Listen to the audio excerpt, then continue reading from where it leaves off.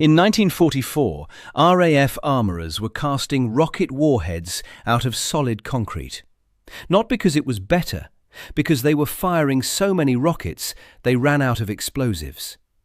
Think about that for a moment. The production lines that supplied Bomber Command with thousands of tons of high explosive every week couldn't keep pace with how many rockets 2nd Tactical Air Force was shooting at the hedgerows of Normandy. So the solution was brutal and pragmatic. Pour concrete into the shell casings, send them up anyway. A 60-pound lump of concrete arriving at supersonic speed will mess up whatever it hits. The problem was, the Typhoon almost never hit what it was aiming at. This is the story of one of aviation history's most persistent lies. Not a conspiracy, not a deliberate fraud, but something arguably worse. An honest exaggeration that calcified into unquestionable truth over 80 years, defended by paintings and books and documentaries, and the sheer emotional weight of not wanting to admit that all those young men died achieving far less than we were told. If you've ever looked at the triumphant accounts of Typhoons slaughtering German armour at Mortain and Falaise and thought something doesn't add up here, you were right. The legends we were brought up with were exaggerated. Here's how we know. The image that dominates popular understanding of Allied air power in Normandy goes something like this. The Hawker Typhoon, streaking low across the bocage, with 8 rockets slung beneath its wings, swooping on a column of German armour trapped in some narrow lane. The salvos lancing out in puffs of smoke and flame, a Panzer erupting into fire. This scene has been painted dozens of times. Heroic Typhoons banking away from exploding tigers, the white rings on their wings catching the summer light. Reproduced in aviation books, in documentaries, in the imaginations of every schoolboy who ever built a plastic model kit of this brutish, thick-winged fighter bomber. The Typhoon was supposed to be the aircraft that broke the German counterattack at Mortain, that turned the Falaise pocket into a slaughterhouse, that made the Wehrmacht fear the skies over France so completely that movement in daylight became suicide. This was the tankbuster legend. Repeated so often, it became gospel. Embedded in the very language we used to describe the Normandy campaign. But the legend was built on sand.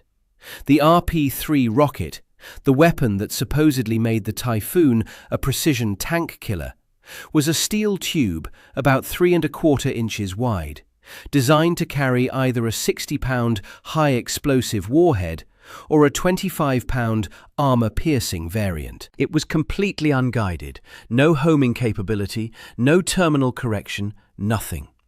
Once it left the rail, physics took over, and physics didn't care what the pilot was aiming at. And how did the pilot aim?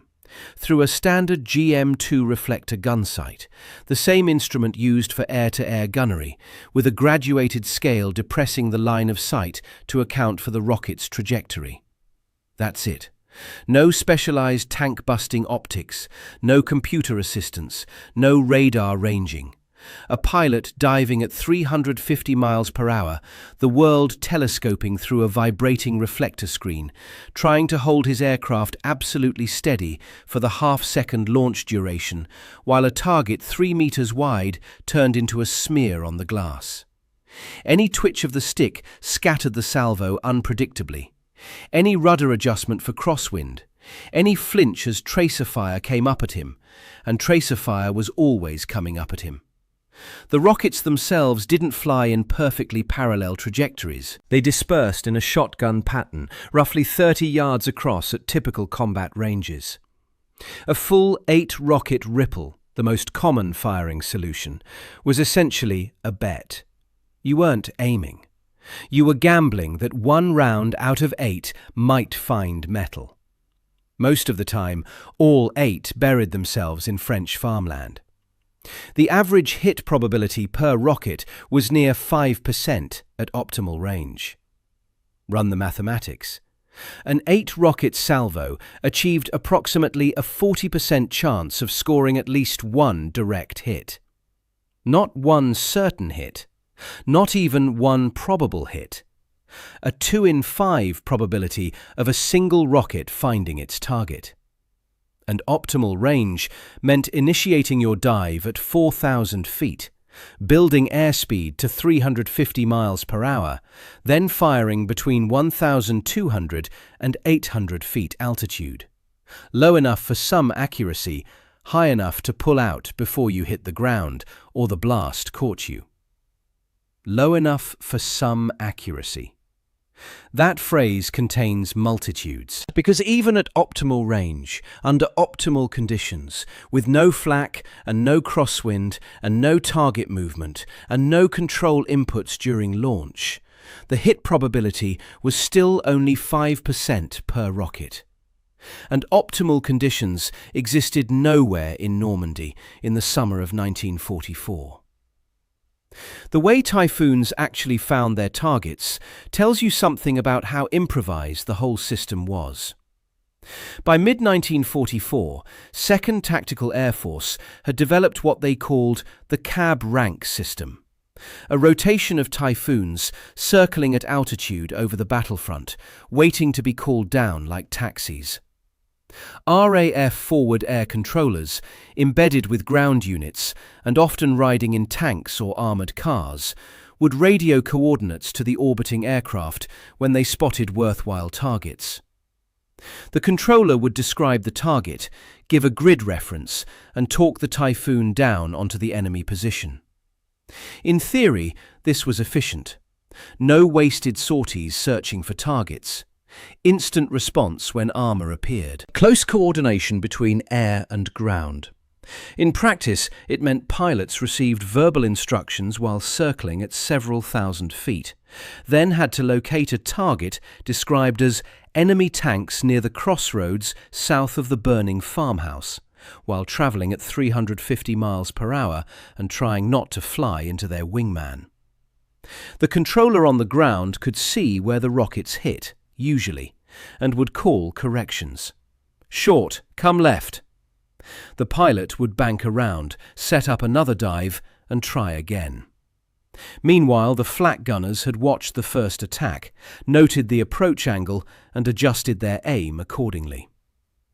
The cab rank system worked better for planned strikes than improvised tank hunting.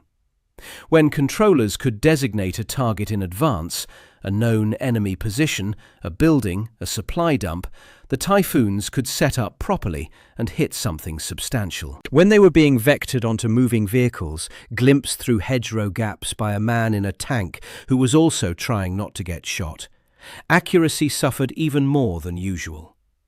But here's the thing about diving on German armour at 4,000 feet. They could see you coming. And they were waiting. German commanders understood that moving armour in daylight invited air attack, so they protected anything valuable with dense anti-aircraft defences. 20mm flak, quick firing, radar directed on the better units, capable of throwing up a wall of explosive shells that could saw a Typhoon's wing off at the root. 37mm flak, heavier, slower firing, but with shells that didn't need a direct hit to kill, just a near miss that peppered the aircraft with shrapnel. And the murderous 88mm guns, originally designed for anti-aircraft work, repurposed into the most feared multi-role weapon of the war, capable of destroying tanks and aircraft with equal efficiency. A Typhoon pilot diving on a tank column wasn't attacking some defenseless target sitting in the open. He was flying directly into a curtain of tracer, at low altitude, at precisely the moment when his aircraft's flight path was most predictable. The rockets had to be fired in a diving attack because their trajectory demanded it. You couldn't lob them in from level flight. They'd fall short or overshoot unpredictably. The dive committed the pilot to a straight line from 4,000 feet down to 1,200, passing through the most lethal envelope of light flak all the way down. For 15 seconds, maybe 20, The aircraft was locked into a course that every German gunner on the ground could calculate in his head. Lead the target. Wait for it to fill the sight. Fire. Pulling out after release brought no safety. The aircraft was still low, still slow to accelerate, still burning off energy from the pull-up, while the gunners on the ground traversed their weapons for another shot. The Typhoon's Sabre engine, a massive 24-cylinder H-block that generated over 2,000 horsepower, gave it tremendous speed in level flight. But speed in level flight meant nothing when you were hauling out of a dive at 400 feet, with your airspeed bleeding away and half a dozen flak guns tracking your climb.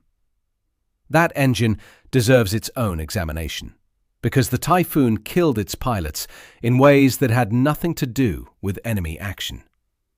The Napier Sabre was a marvel of British engineering ambition and a nightmare of British engineering execution. 24 cylinders arranged in an H configuration, sleeve valves instead of conventional poppet valves, capable of generating 2,180 horsepower when everything worked correctly. When everything worked correctly. The problem was that everything rarely worked correctly. And when the Sabre failed, it failed spectacularly. Carbon monoxide leaked into the cockpit. Not occasionally. Routinely. Typhoon pilots were required to fly on oxygen from engine start to engine shutdown, not because of altitude, but because breathing the cockpit air could kill them. The fumes seeped through seals, crept around firewall gaps, accumulated in the enclosed space behind the instrument panel. A pilot who forgot his oxygen mask, or whose mask failed, or who simply breathed through his mouth for too long while concentrating on a dive, could find himself growing dizzy, confused, and eventually unconscious, still strapped into an aircraft that was now flying itself toward whatever lay ahead. The vibration was constant. The Sabre's sleeve valve mechanism, while theoretically superior to conventional valves, produced a harmonic shake that travelled through the airframe and into the control column. Pilots reported that extended flights left their hands numb and their vision blurred from the sustained tremor. Fine motor control, exactly what you needed for precision aiming, degraded over the course of a sortie. By the time you reached the target, your hands might be shaking from mechanical vibration as much as from adrenaline. Cold starts were an adventure in engine management. The Sabre was notoriously difficult to start in low temperatures, requiring a precise sequence of priming, throttle positioning, and prayer. Too much prime flooded the cylinders. Too little left the engine starving. Get it wrong, and the aircraft sat there clicking and whining while the armourer crew watched and the mission clock ticked away. Get it catastrophically wrong, and you could set the engine on fire before the aircraft ever left the ground. Ground crews performed miracles keeping Sabres running. They worked in freezing dispersals and rain-soaked tents, diagnosing problems with engines that produced new failure modes faster than technical manuals could document them. They cursed the Sabre with the fluency of men who had spent hours replacing spark plugs on a 24-cylinder engine, knowing that the aircraft would probably come back with new problems they hadn't seen before. And then there was the design flaw that transformed the cockpit into a crematorium. Early Typhoons, and many that flew throughout the Normandy campaign, used a cockpit canopy that opened laterally, hinged at the top like a car door. Convenient enough on the ground. You could swing it open, climb in, swing it shut, and be ready for takeoff, without the awkwardness of sliding canopies that jammed or stuck. But in the air, this convenient design became a death trap of horrifying simplicity. At cruising speed, the airflow pressed against that door with hundreds of pounds of force. A wall of invisible pressure that no amount of desperate shoving could overcome. A pilot might throw his entire body weight against the handle. The door would not move. The slipstream held it shut with the implacable physics of velocity and surface area. And the faster the aircraft flew, the more impossible escape became. Consider what this meant for a Typhoon pilot hit by flak during a ground attack.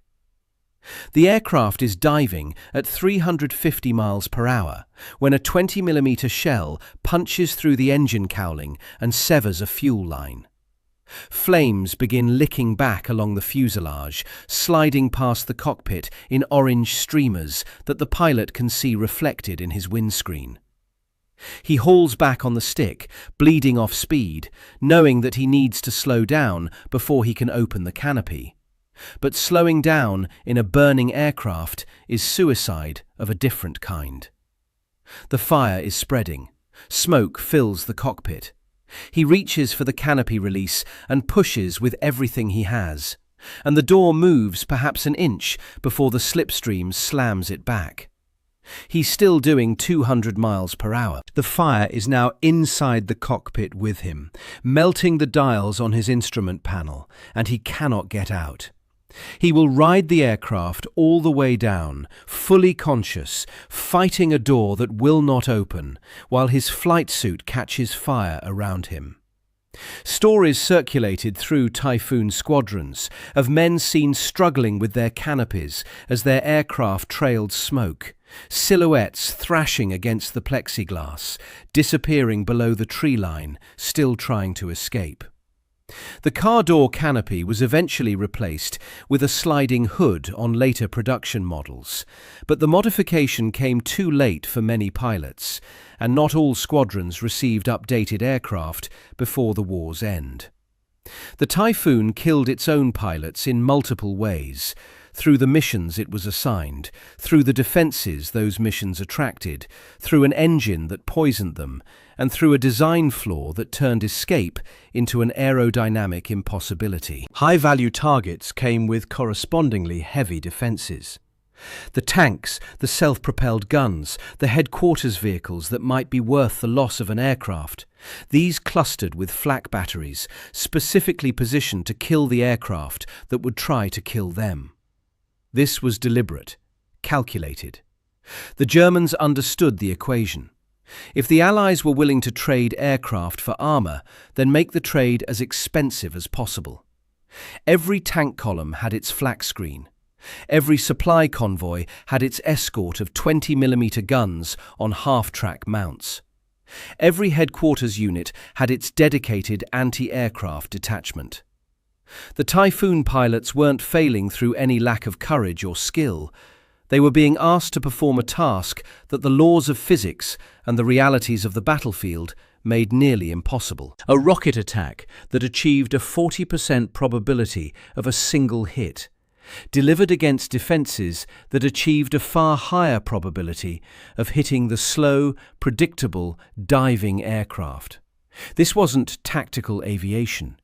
It was a lottery, weighted against the pilots who flew it. The armament limitations extended beyond the rockets. A Typhoon carried 4 20mm Hispano cannon in addition to its rockets.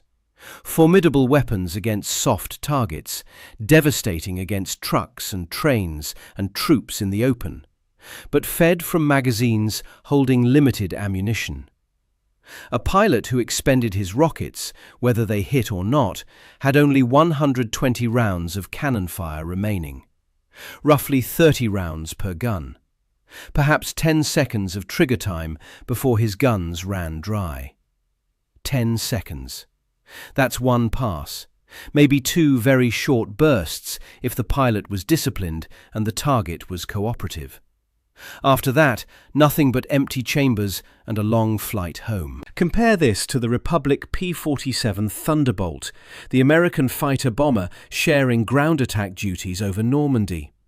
8.50 caliber machine guns, each fed from a 425-round belt, 3,400 rounds total.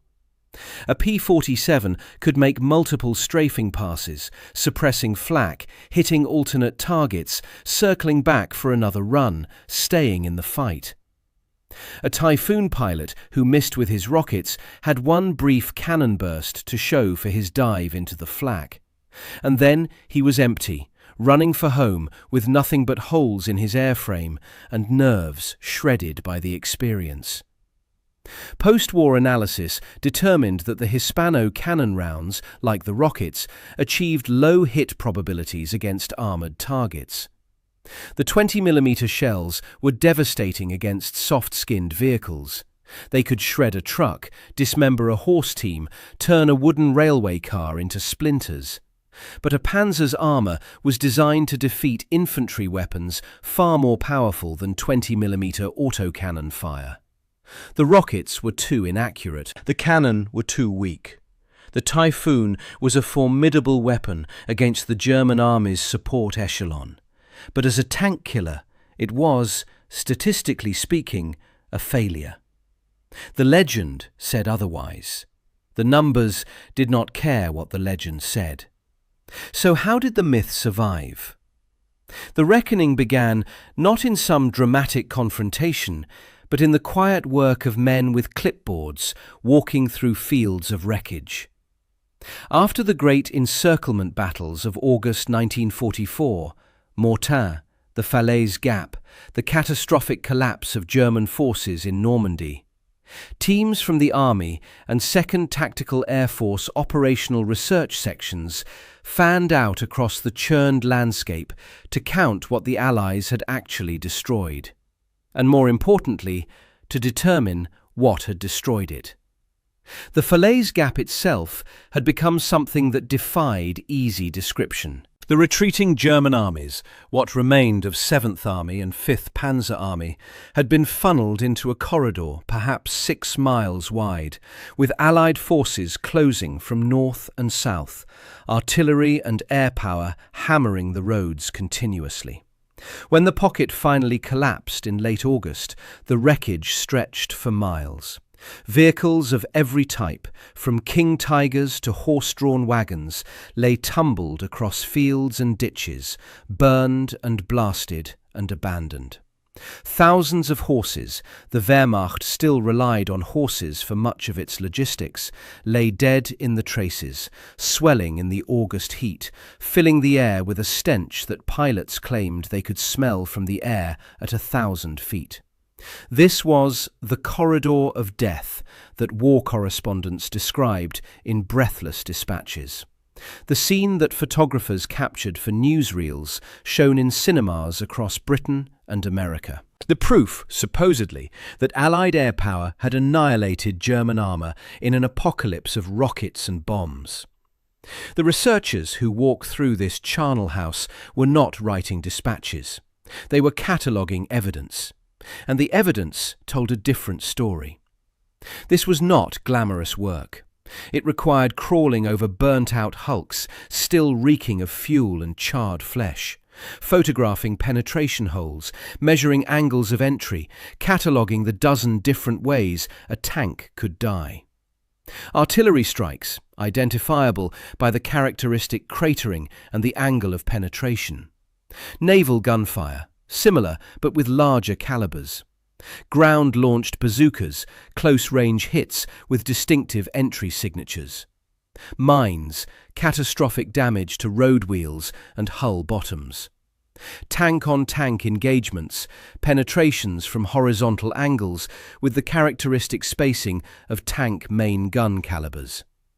Aerial cannon, smaller holes, often multiple, clustered in patterns. Aerial rockets, rare enough that the researchers learned to recognize them immediately. Aerial bombs, obvious from the blast patterns. And abandonment. Vehicles with no damage at all, simply out of fuel, out of ammunition, out of crew. The researchers were methodical, dispassionate, entirely indifferent to the press releases being trumpeted back home. They had no stake in the Typhoon's reputation. They wanted to know what had worked. The numbers they compiled were devastating. At the Battle of Mortain, where the German counterattack against the American breakout had been portrayed as broken primarily by Typhoon intervention, Typhoon pilots alone had submitted 222 claims of armoured vehicles destroyed. 222 tanks and self-propelled guns, supposedly burning in Norman hedgerows, thanks to RP-3 rockets finding their marks. When the researchers examined the wrecks, they found something very different. The joint RAF and British Army study that followed Operation Goodwood, the British armoured offensive south of Caen that had seen massive Typhoon support, determined that of 456 German armoured fighting vehicles knocked out in the operational area, precisely 10 could be attributed to Typhoons using rocket projectiles. 10 out of 456. The remaining 446 had been killed by other means: artillery, tank-on-tank engagements, ground-based anti-tank weapons. Some by air-dropped bombs and cannon fire, but overwhelmingly not by the vaunted rockets. 10 confirmed kills, 222 claims. The disparity was not a rounding error, it was an order of magnitude. The hit rate for air-fired rockets against tanks, the researchers concluded, was approximately 4%. Other analyses pushed the figure slightly higher to perhaps 5% under optimal conditions, roughly 1 rocket in 20 finding its target, 1 in 10 being generous. At one frequently cited killing ground, a stretch of Norman Road where the retreating Germans had been caught in a bottleneck, researchers examined every vehicle they could find and determined that only 17 had been destroyed by rockets from the air. The propaganda photographs showed a scene of total destruction. Vehicles tumbled over each other, smoke still rising from hulks, the iconic image of Allied air power smashing German armour. The reality was that most of those vehicles had been killed by artillery, by other tanks, by their own crews abandoning them when fuel ran out. Many of the dead horses had been killed by nothing more than exhaustion and starvation. The German logistics system had collapsed so completely that animals died in their traces simply because no one could feed them. Pilots who thought they were watching tanks brew up were often watching the same tank be hit repeatedly, each flight seeing the smoke, each flight claiming the kill. Or watching vehicles already destroyed by artillery catch fire again as rockets sparked their remaining fuel. A tank that burned at noon might still be smouldering when another flight passed at 2 o'clock, might flare up again when a rocket hit nearby and splashed burning propellant across its hull. Each pilot honestly reported what he saw. None of them were lying. All of them were wrong. The fog of battle made accurate assessment impossible, and the claims system had no mechanism for cross-checking. Squadron intelligence officers compiled pilot reports. Pilots claimed what they honestly believed they saw, and the claims went up the chain to public affairs officers, whose job was to broadcast success, not to question it. No one correlated claims with actual wreckage until after the war was over, and it no longer mattered. The 222 claims at Mortain weren't lies. They were honest observations, filtered through smoke, distance, adrenaline, and the impossible task of assessing damage while hauling an aircraft out of a dive at 400 feet and dodging tracer fire. But honest claims became official statistics. Official statistics became history, and history became unquestionable. After the war, the operational research reports that documented the reality, the 4% hit rate, the 10 confirmed tank kills out of hundreds claimed, gathered dust in archives. They weren't suppressed, they weren't classified forever. They simply weren't interesting to anyone who wasn't a professional military analyst studying weapons effectiveness for future procurement decisions. Meanwhile, the triumphant narrative entered the aviation literature. Books written in the late 1940s and 1950s, often by men who had flown or commanded during the war, repeated the wartime claims because those were the numbers available. The numbers they remembered. The numbers that honoured the sacrifices their friends had made. Why would anyone examine a graph of rocket dispersion when they had seen the rockets fired, had smelled the cordite, had watched the smoke rising from Norman roads. The experiential truth of combat overwrote the statistical truth of results. And the visual culture of aviation made the myth impossible to correct. Aviation art from the 1950s onward depicted what aviation enthusiasts wanted to see: heroic aircraft performing heroic acts. A painting of a typhoon banking away from an exploding tiger sold books and prints. It made compelling cover art. It stirred the blood of everyone who had lived through the war and everyone who wished they had. A painting of 8 rockets burying themselves in a hedgerow while the tiger rolled on undamaged, that didn't sell anything. Paintings of typhoons taking out trains and tanks perpetuated the myth so thoroughly that the myth became synonymous with the aircraft itself. The Typhoon was the tankbuster because every illustration showed it busting tanks, and every illustration showed it busting tanks because that was what the Typhoon was supposed to do. The circularity was perfect, unbreakable, self-reinforcing across decades of aviation publishing. The statistical truth remained available for anyone who wanted to find it. Academic historians began citing the operational research reports as early as the 1980s.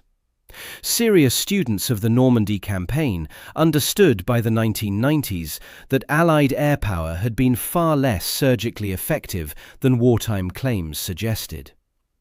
But academic history reaches a different audience than aviation literature. The aviation magazines, the coffee table books, the scale model box art, all of it continued showing typhoons destroying tanks with surgical precision. And who was going to write a letter to the editor citing a 1945 operational research report? The market rewarded the myth. The myth endured. Even today, decades after the statistical record became unambiguous, the Typhoon's reputation as a precision tank killer persists in popular consciousness. Documentaries still use the wartime footage: typhoons diving, rockets firing, smoke rising, without noting that the smoke might have come from anything. Forum discussions still feature enthusiasts defending the Typhoon's effectiveness against anyone who cites the operational research numbers, as if faith could overwrite mathematics.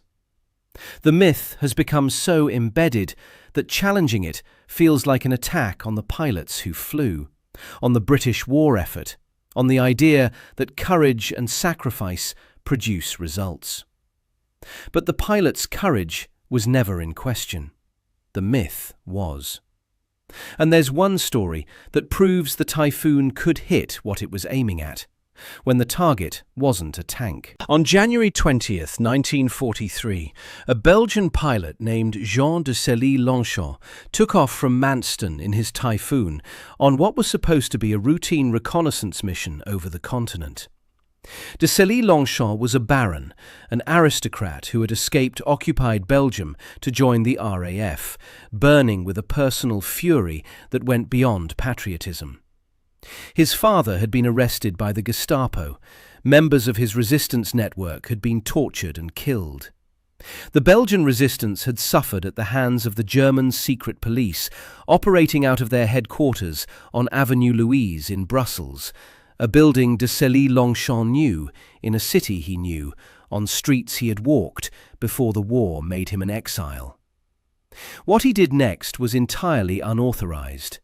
He peeled away from his formation over Belgium, dove to rooftop level over Brussels, and strafed the Gestapo headquarters at point-blank range. His 20mm cannon shells ripped through the building's facade, shattered windows, punched through walls, killed German personnel at their desks, all in a single shattering pass against a target that couldn't move, couldn't hide, couldn't be missed. A building. 4 stories of brick and glass on a Brussels avenue. The attack killed several Gestapo officers and sent the occupation forces into panic.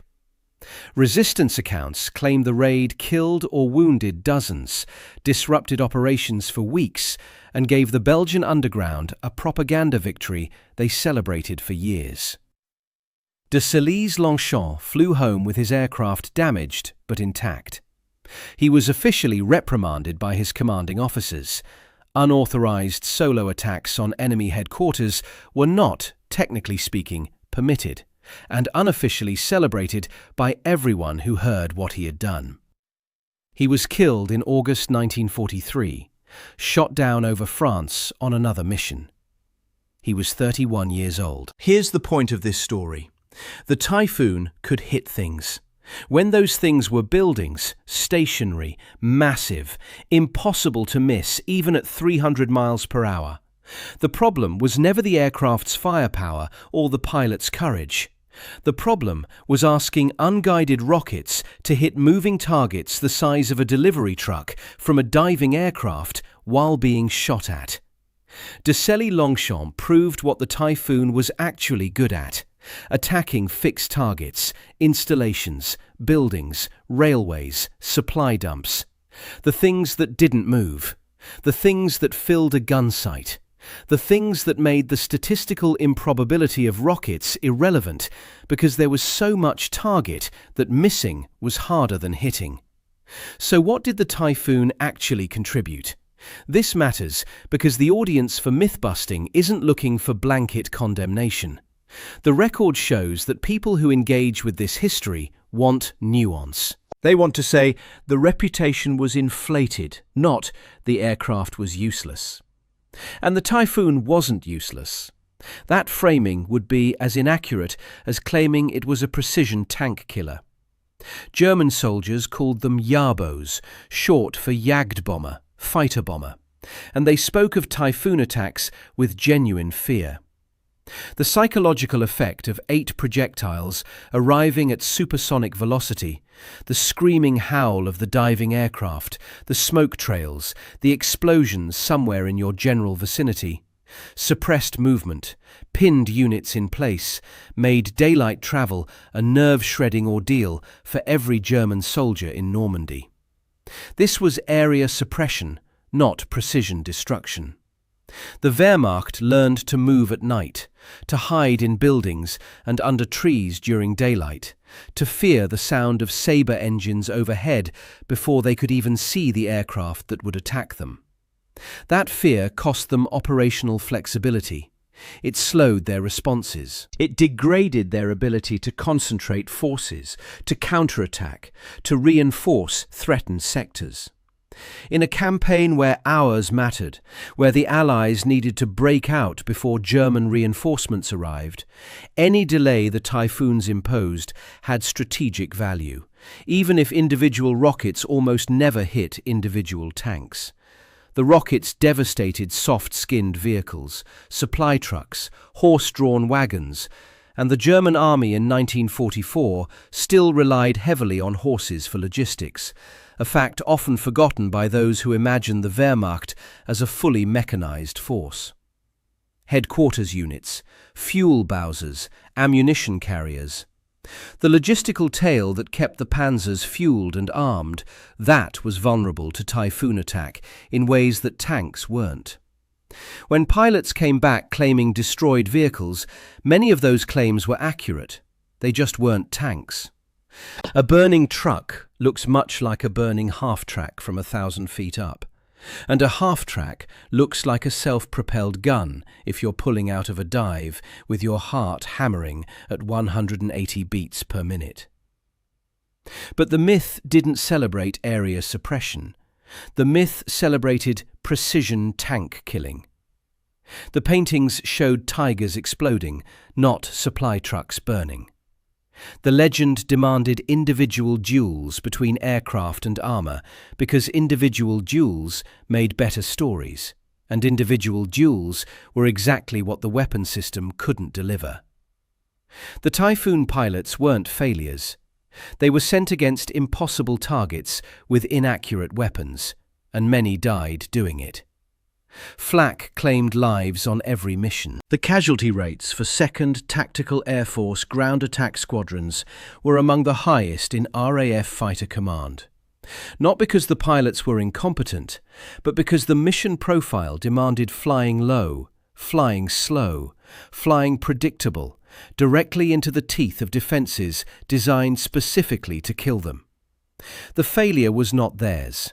The failure was the propaganda machine that turned marginal area suppression into legendary precision, then defended that lie for 80 years. Every pilot who dove into the flak over Mortain, knowing the odds, knowing what the defences could do, knowing that his rockets would probably miss, that pilot deserved better than a myth that would eventually be exposed as false. He deserved the truth, that he did what he could with what he was given, against defences designed to kill him, and what he achieved was real, even if it wasn't what the newsreels claimed. The Typhoon wasn't useless. The myth was. And now, 80 years too late, you know why those paintings lied. Subscribe for more stories like this.